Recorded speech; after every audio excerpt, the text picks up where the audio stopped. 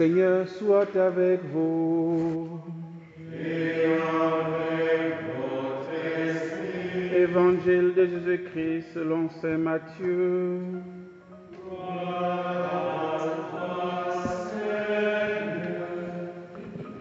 En ce temps-là, Jésus disait à ses disciples, « Ce n'est pas en me disant « Seigneur, Seigneur » qu'on entrera dans le royaume des cieux, mais c'est en faisant la volonté de mon Père qui est aux cieux. Ainsi, celui qui entend les paroles que je dis là et les met en pratique est comparable à un homme prévoyant qui a construit sa maison sur le roc. La pluie est tombée, les torrents ont dévalé, les vents ont soufflé et se sont abattus sur cette maison. La maison ne s'est pas écroulée, car elle était fondée sur le roc. Et celui qui entend de moi ces paroles sans les mettre en pratique est comparable à un homme insensé qui a construit sa maison sur le sable. La pluie est tombée, les torrents ont dévalé, les vents ont soufflé, ils sont venus battre cette maison. La maison s'est écroulée et son écroulement a été complet. Acclamons la parole de Dieu. Alléluia, Alléluia, Alléluia, Alléluia, Alléluia, Alléluia.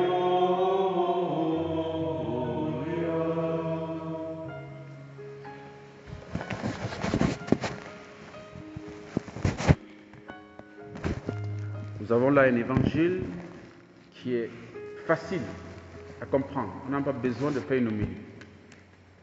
Vous êtes d'accord avec moi ou pas? Hein? Tu n'es pas d'accord?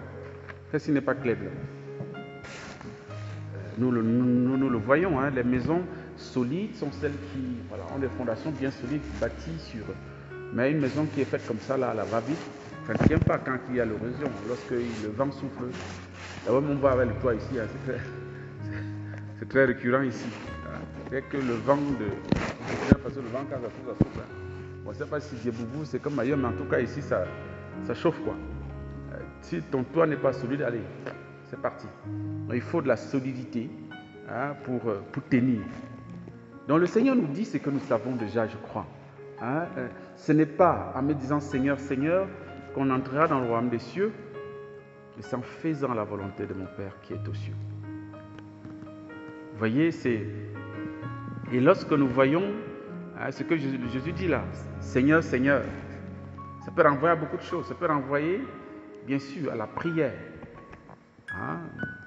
Ce n'est pas parce que je prie, entre guillemets, que j'ai la garantie du salut. Encore faut-il que je joigne à ma prière les actes qui signifient que ma prière est vraie. C'est-à-dire que si je prie Dieu, si Dieu est important pour moi, et c'est pourquoi je prends le temps pour lui, je lui donne du temps, alors il faudrait que dans le concret de ma vie, ma prière, j'ai envie de dire, c'est continue dans mes actions. Qu'il y ait une continuité cohérente entre ce que je dis, ce que je prie. Voilà, celui que je prie et ce que je vis. Vraiment, il faut une cohérence. S'il n'y a pas une cohérence, il y a un problème. Le Seigneur dit, ah non, ça ne marche pas. Tu n'entreras pas dans le royaume des cieux. Dans ces cas. Et Seigneur aussi m'amène à dire, est-ce que ça ne peut pas vouloir dire le credo? Je crois en Dieu et tout ça, voilà, je crois. On dit le credo chaque dimanche, on le dit aussi quand on fait son chapelet au quotidien. Voilà, on dit le credo, je crois. Mais oui, mais c'est quoi l'implication de la foi en Dieu? N'est-ce pas dans ma vie? Comment le fait que je crois en Dieu impacte ma vie? Parce que si je dis je crois en Dieu, et en même temps je fais comme tout le monde, comme si je ne croyais pas en Dieu, c'est-à-dire mes actes disent que je ne crois pas en Dieu. Même si ma bouche proclame que je crois en Dieu. Donc le Seigneur nous amène à la cohérence, à revoir au début de l'Avent, à voir vraiment la cohérence entre ce que nous disons et ce que nous faisons.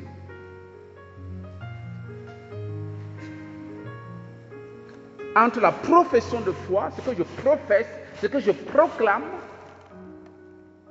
et ce que je vis. Là où ça concerne les prédications. Ceux qui prêchent, ceux qui à longueur de journée prêchent, enfin les gens comme nous, qui prêchent, il faut une cohérence entre ce que tu prêches et ce que tu vis. Bon, c'est vrai qu'il y a peut-être une nuance à faire ici au niveau de la prédication, parce qu'il faut bien comprendre que le prédicateur prêche quelque chose qui est au-delà de lui. Il ne prêche pas sa parole, il prêche la parole d'un autre. Et cet autre, c'est Dieu.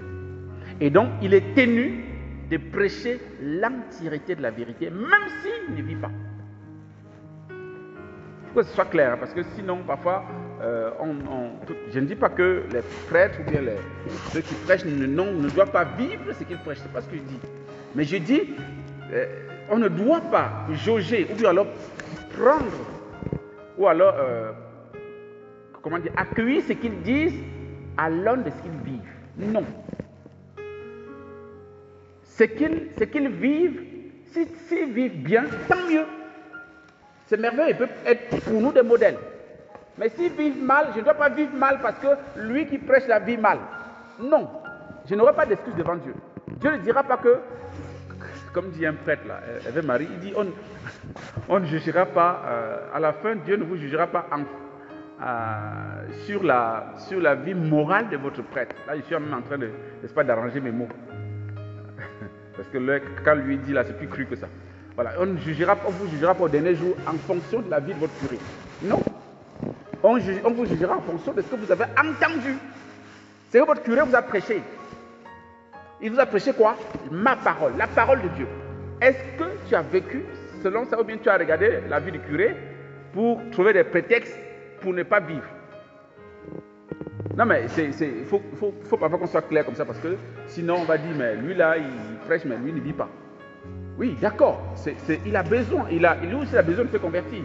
Il a besoin qu'on l'aide aussi, qu'on prie pour lui, qu'on lui parle, qu'on le reprend et tout ça, c'est normal. Mais je ne dois pas vivre mal parce que lui il vit mal, pas parce que mon curé ou mon voisin vit mal, mais parce que l'ancien de l'église là vit mal, parce qu'il est président du conseil paroissial, parole de ma paroisse, lui vit mal, et puis moi aussi. Non, ça ne justifie pas. C'est la volonté de Dieu qui importe, c'est la parole de Dieu qui doit être notre boussole.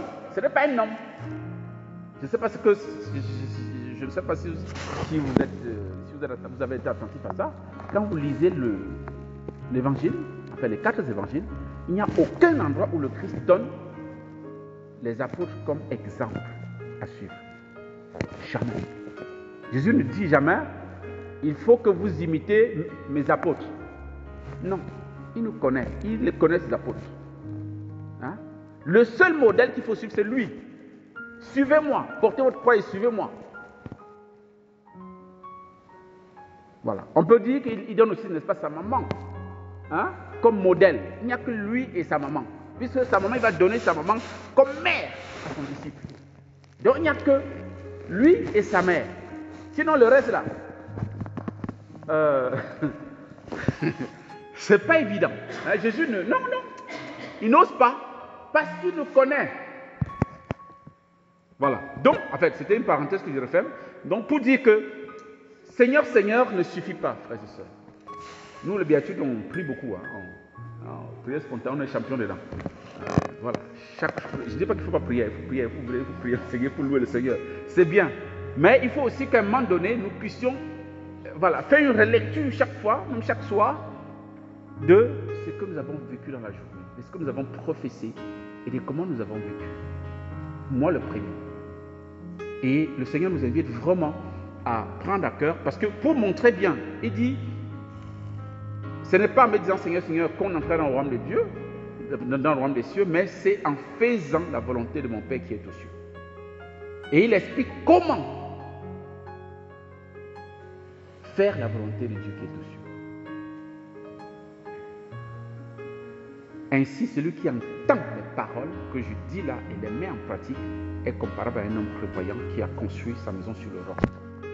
On a parlé de ça il n'y a pas longtemps, que le véritable réalisme, lorsqu'on dit que je suis réaliste, il faut être réaliste, c'est celui ou celle qui s'appuie sur la parole de Dieu. pas celui qui s'appuie sur les événements extérieurs, sur la capacité de son portefeuille à faire ci ou ça, avant d'engager le travail. C'est d'abord s'appuyer par la foi sur la parole de Dieu. Il n'y a rien de plus solide que la parole de Dieu. Il n'y a rien. Et on a vu quelques exemples, Pierre qui marche sur l'eau sur la parole de Jésus. Viens, le gars marche sur l'eau. On voit encore Pierre qui lance les filets en l'envers. Au lieu de lancer à l'endroit, il lance à l'envers et il récolte les poissons. Et pourtant, en plus, en plein jour, parce qu'il s'est appuyé sur quoi? Sur la parole. Puisque tu l'as dit, Seigneur, puisque tu le demandes, je vais le faire. Sur ta parole, je vais jeter le feu. Donc, il n'y a rien de plus réel, de plus solide. Et c'est ça le roc que la parole de Dieu. Et cette parole est, si vous voulez, une sorte de médiation. C'est la médiation qui nous permet de nous appuyer sur le véritable roc qui est le Seigneur lui-même, comme on l'a entendu, n'est-ce pas, dans la première lecture. Il nous est dit dans la première lecture, de la bouche d'Isaïe, prenez appui sur le Seigneur à jamais. C'est lui, le Seigneur, le roc éternel. Donc la parole de Dieu est une médiation qui nous conduit à nous appuyer sur le Seigneur lui-même. En prenant en compte, en prenant au sérieux la parole de Dieu, nous prenons au sérieux le Seigneur, l'auteur de la parole. Une parole est vraie en tant que comment on appelle ça, son auteur est crédible, est digne de foi.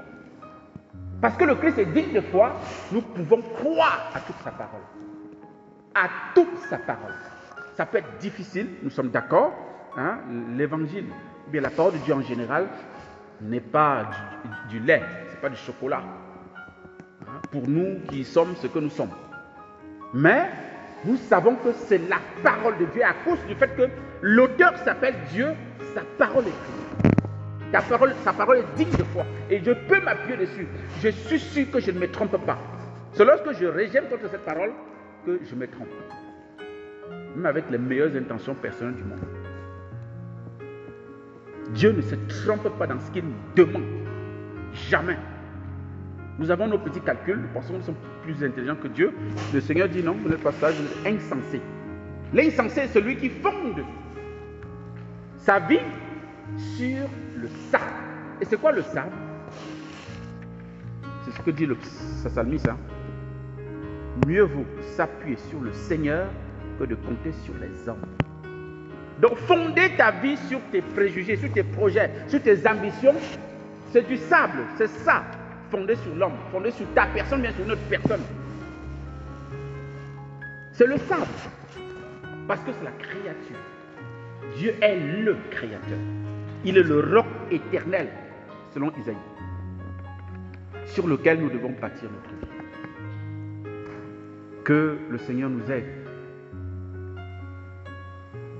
qu'il nous convertisse, parce que voilà, le problème c'est là, que le Seigneur nous convertisse, pour que malgré nos faiblesses, malgré nos limites, nous prenons conscience de ça, que dans notre vie il y a souvent incohérence entre ce que nous professons et ce que nous vivons, entre ce que nous prions, bien ce que nous prions et ce que nous vivons en réalité, pour que nous soyons un dedans, un dehors.